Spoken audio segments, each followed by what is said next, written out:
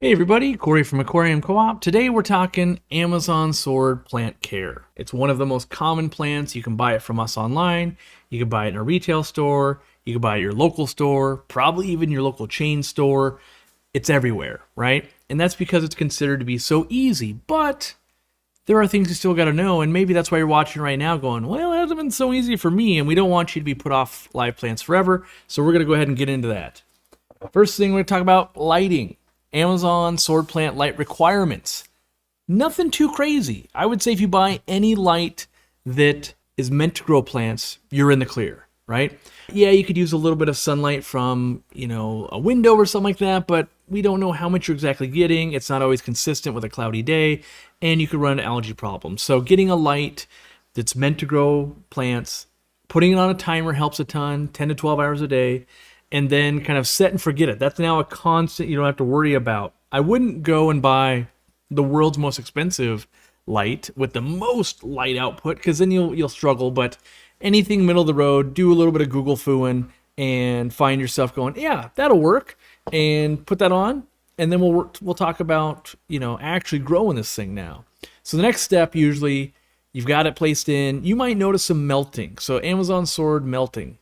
And what happens there is the plants are grown out of water.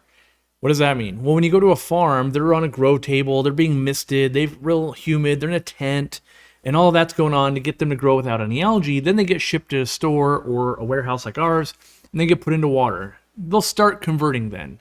So that means they start losing their kind of rounder leaves and getting underwater, kind of longer, skinnier leaves. And those are submerged grown versus immersed grown. Immersed out of water, submerged underwater. So those underwater leaves, once they're grown in, now they can take in light and nutrients and everything you want in your aquarium. And there is a different type of melting that happens after months, but we'll talk about that here kind of after growth rate. So Amazon sword growth rate, if you're fertilizing it, right? So if you're fertilizing it with lots of root tabs, now when it comes to root tabs, I recommend right when you plant the plant, 3 or 4 right away. And that might seem like a lot, but I will typically put somewhere between 4 and 6 under that plant every month. And as this thing grows, right? So it's this big now, and now it's a foot tall. Now it's 2 feet wide. Now it's 3 feet. This thing can get huge. Doesn't mean it will. It eats a lot. So proportionally, it's going to keep wanting more and more and more and more food. And so that growth rate to get to that monster we're talking about might be a year, right? Now, it depends on how much CO2, how much light, how much fertilizer. Typically, I'm also putting in Easy Green liquid, which it'll use about 75% of the time it wants the root tabs, 25% of the time it wants a liquid.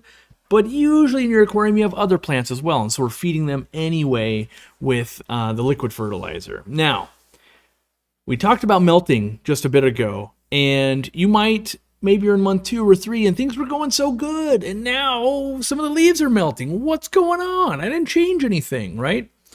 Well, that's when it's not getting enough food. You might notice some leaves turning yellow, maybe getting a few little holes in it, and it starts consuming that leaf to stay alive because it'll always make new little leaves, but the bigger leaves will die off, and that's the number one sign that it doesn't have enough nitrogen. Lots more root tabs. Just keep feeding that beast and growing it, right?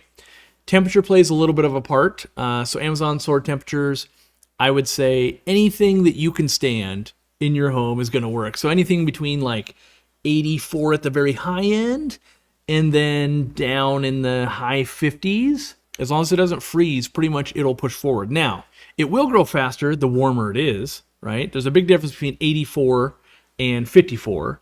But we normally keep them in the 70s and still get just a normal growth rate going. Like, hey, we're getting a leaf every week. That's awesome, right? But then it comes to propagation, because you're making this big thing. Eventually, you're going to go, what's that thing? And that's Amazon sword propagating there. So what happens is it sends out what's called a spike. And it doesn't look like the normal plant. It just goes, what is that weird stem thing coming out of the plant? It's never done that before. Well, eventually, that stem is going to create a little baby plant. It's going to get these little nodules, and then a little baby plant comes. And then what happens is it grows another 4 or 5 inches, and another little baby plant comes. And it'll just keep doing that, right? And so the next question is, well, when can I harvest them? When can I plant those? my best advice is wait until they grow some roots at least like an inch to 2 inches long. They won't die because they're getting fed from the mother plant. So once your plant propagates, it's now a mother plant. And all the root tabs and everything you put down at the base is feeding that thing. And then if you're feeding Easy Green or a liquid fertilizer into the water column, that's also feeding those guys a little bit.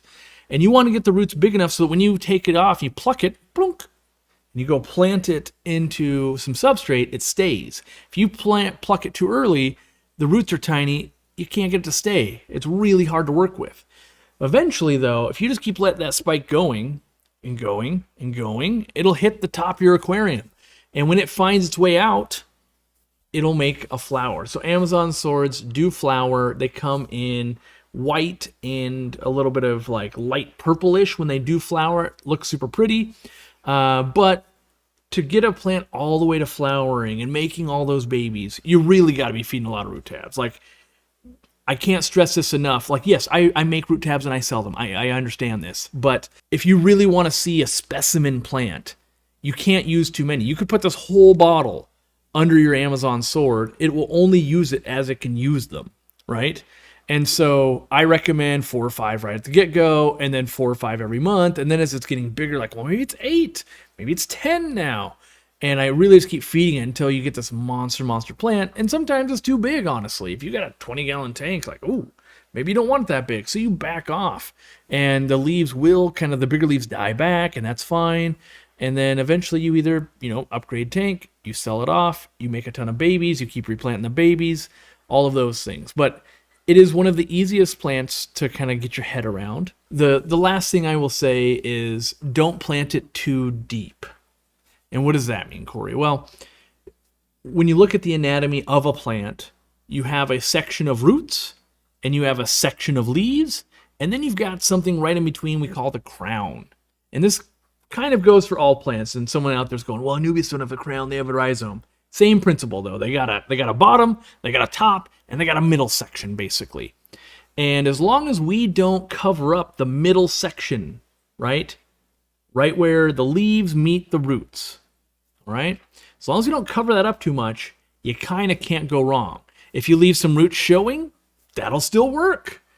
So as long as you don't cover that, which is pretty easy to do, honestly, because you jam it in there, or some fish covered up, that can make the leaves rot. So, just get it. What I usually do is I plant it too deep, where the crown's covered, and then I grab the top and I kind of pull it, and that's doing 2 things for you. One, it's getting to the right level. The second thing is when you jam roots down in there, they kind of, as you jam them in, they get drugged down and kind of drug in with it, and they're kind of in this shape. Well, when you start pulling them up, they start riding themselves to the correct level.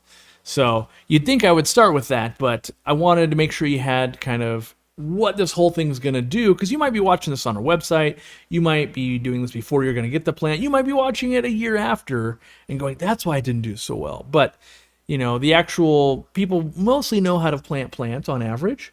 That was all the care-specific requirements for the Amazon sword. So hopefully now you're a guru, you can teach your friends, and guess what? All the other swords basically work like this too. I mean, there's a few outliers out there, but once you master Amazon swords, what about an ocelot sword? What about a melon sword? What about all the other types of sword? Pretty similar, honestly. So go wild with it.